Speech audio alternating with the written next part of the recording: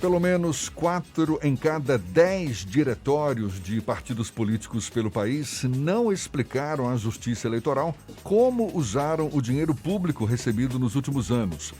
Dados do Tribunal Superior Eleitoral apontam que, em 2017, dos mais de 100 mil diretórios partidários em cidades, nos estados também, mais de 41 mil não apresentaram qualquer prestação de contas. Esse número foi ainda maior no ano seguinte, quando mais de 50 mil órgãos partidários ignoraram a obrigação. Para aprofundar o assunto e saber mais sobre essa falta de transparência, a gente conversa agora com o advogado e cientista político Marcelo Issa, nosso convidado aqui no Issa Bahia. Seja bem-vindo. Bom dia, Marcelo. Bom dia a todos os ouvintes da Rádio Tarde FM. Marcelo, o próprio Supremo, numa decisão, foi no fim do ano passado, já tinha dado cobertura aos partidos políticos proibindo a suspensão das legendas por falta de prestação de contas. Como fazer para que os partidos políticos e seus diretórios cumpram com essa obrigação que deveria ser o mínimo a fazer, não é? Uma vez que lidam com o dinheiro público.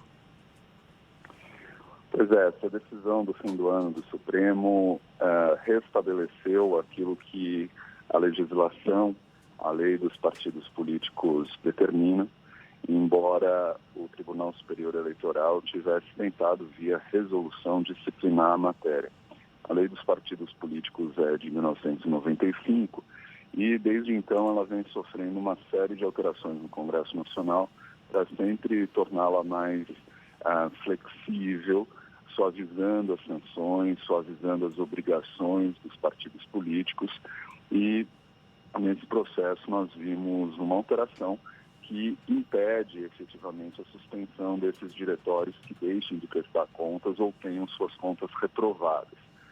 Nós entendemos que, em primeiro lugar, é preciso alterar essa legislação para prever não apenas mecanismos de auditoria e sancionamento das agremiações inadimplentes ou que tenham suas contas rejeitadas de maneira mais pura, mas também é preciso dar como contrapartida mínima ao financiamento público, ou seja, os partidos políticos, as campanhas eleitorais no país, e é bem verdade que se diga na maior parte das democracias, em cerca de 70% das democracias do mundo, são financiados com recursos públicos.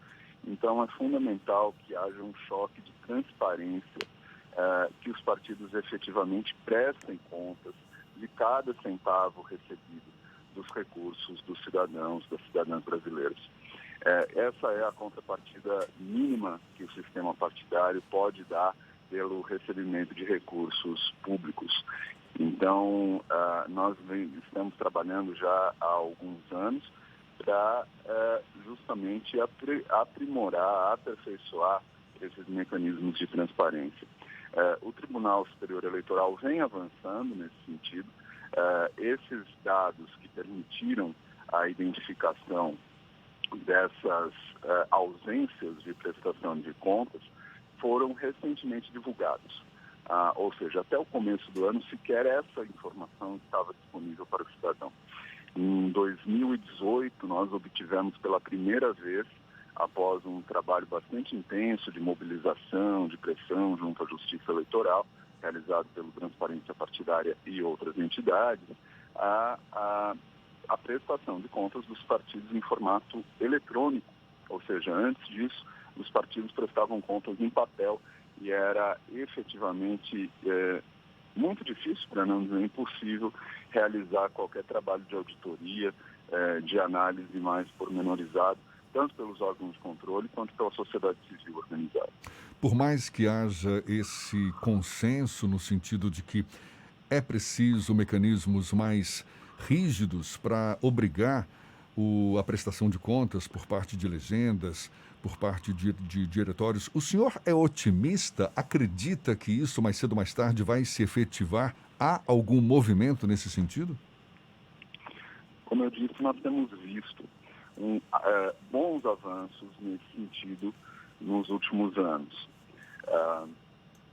Até 2018, como disse, o processo era totalmente arcaico, rudimentar. É preciso insistir nessa agenda, é preciso insistir nessa pauta. Há resistências a essa modernização, a essa abertura, é preciso também reconhecê-las, mas eu tendo a ser otimista em função dos próprios avanços que nós estamos observando nesses últimos anos. Há uma disposição da Justiça Eleitoral, o Transparência Partidária atua desde 2016. Nesse período nós tivemos a oportunidade de estabelecer interlocução com alguns presidentes do Tribunal Superior Eleitoral e vimos essa disposição bem estabelecida, tanto na presidência do ministro Gilmar Mendes, quanto posteriormente na presidência do ministro Luiz Fux, da ministra Rosa Weber, e agora certamente com o ministro Barroso nós deveremos ver mais avanços nessa agenda da transparência dos partidos políticos e essa é talvez a questão mais relevante para o aprimoramento da democracia nesse momento. Eu costumo dizer que nós tratamos muito no Brasil sobre o modelo de financiamento, se é público, se é privado, se pode doação de empresas, se não pode. Tratamos muito também do sistema eleitoral, ou seja, se estabeleceremos o distritão, o voto distrital misto, distrital puro, se é majoritário, se é proporcional, mas nós não tratamos dos partidos políticos, ou seja, não nos preocupamos ou não estávamos ainda preocupados com as regras de governança dos partidos, de prestação de contas dos partidos. Um outro dado importante, por exemplo, nós fizemos um levantamento constatando que 75% dos dirigentes partidários no Brasil são os mesmos há pelo menos 10 anos. Ou seja, a Constituição estabelece que os partidos políticos são guardiões da democracia. De acordo com a nossa Constituição, um partido autoritário, declaradamente autoritário, não seria permitido. Os partidos têm que guardar a democracia e, portanto, têm que ser democráticos internamente. Ora, um partido que mantém como dirigente a mesma pessoa há mais de 10 anos, evidentemente não está observando esse princípio constitucional. Então, do nosso ponto de vista, é preciso também que haja mandatos já com um período estabelecido para que haja renovação, para que haja oxigenação desses quadros. Então, há uma série de medidas a avançar. Os partidos políticos são a base de todo o sistema político no Brasil. Todo o nosso sistema político está constituído a partir dos partidos. Não admitimos no país a chamada candidatura independente, a candidatura sem partido político. Há toda uma discussão a respeito dessa agenda, inclusive no Supremo Tribunal Federal hoje. Mas o fato é que os partidos são relevantíssimos, são importantes. Eu costumo dizer que são inevitáveis, nada mais são do que um agrupamento de pessoas que decidiu incidir politicamente, ainda que nós tivéssemos todos os parlamentares eleitos sem nenhuma vinculação partidária, em pouco tempo nós teríamos a formação de blocos ou de grupos ideológicos, seja no parlamento, seja no poder executivo, atuando em conjunto. Então, os problemas também que acometem os partidos, falta de transparência, concentração de poder, corrupção, também se fazem presentes em outras instituições aí da sociedade, como nas empresas, nas universidades, Marcelo, nas igrejas. Então, é preciso estar atento e começar a avançar. Eu sinto que era uma agenda um tanto quanto esquecida no Brasil e o Transparência Partidária vem se empenhando muito para fazer isso. Marcelo, eu vou chamar de lacunas na legislação, mas esses espaços que permitem uma certa flexibilização na prestação de contas e até no exercício dos partidos, como você falou, a ausência de democracia interna. Esses são os grandes desafios nesse processo de discussão da democracia no Brasil, já que a reforma política, que é algo essencial, não é tratado nas instâncias de poder como deveria? Sem dúvida. E nós vemos um fenômeno que se repete a cada 2 anos, quando se aproximam as eleições, para ser mais preciso, exatamente quando falta 1 ano das eleições, que é um processo de reforma da legislação eleitoral, toda a legislação afeta a questão do sistema político. Então, a cada 2 anos, porque existe a necessidade de que essas alterações sejam feitas com 1 ano de antecedência em relação às eleições, pasme, nós nunca realizamos 2 eleições com as mesmas regras.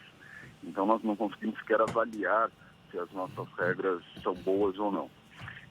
Então, esse fenômeno se repete a cada 2 anos e entram na pauta dessas discussões apenas, como eu disse, essas questões referentes ao sistema eleitoral, de contabilização de votos, etc.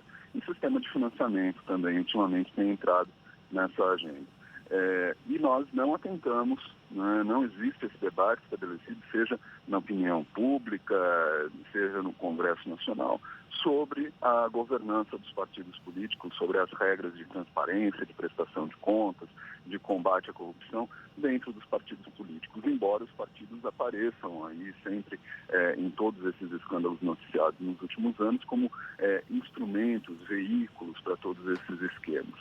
Então, o nosso esforço também consiste muito em trazer luz para essa questão. É preciso que nos próximos debates referentes à reforma política, nós também tratemos da legislação partidária, da nossa lei dos partidos políticos, que, como disse, é de 95 e desde então vem sendo cada vez mais suavizada, cada vez mais flexibilizada para funcionar de maneira condescendente com interesses que não são exatamente os mais condizentes com a vontade da sociedade.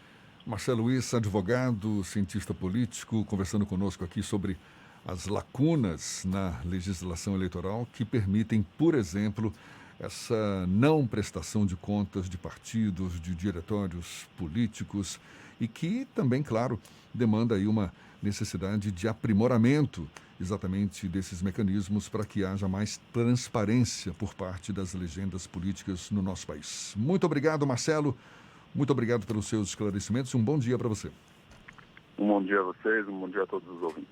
A gente lembra que essa conversa vai estar disponível logo mais nos nossos canais no YouTube, Spotify, iTunes e Deezer, 7:25 na tarde FM.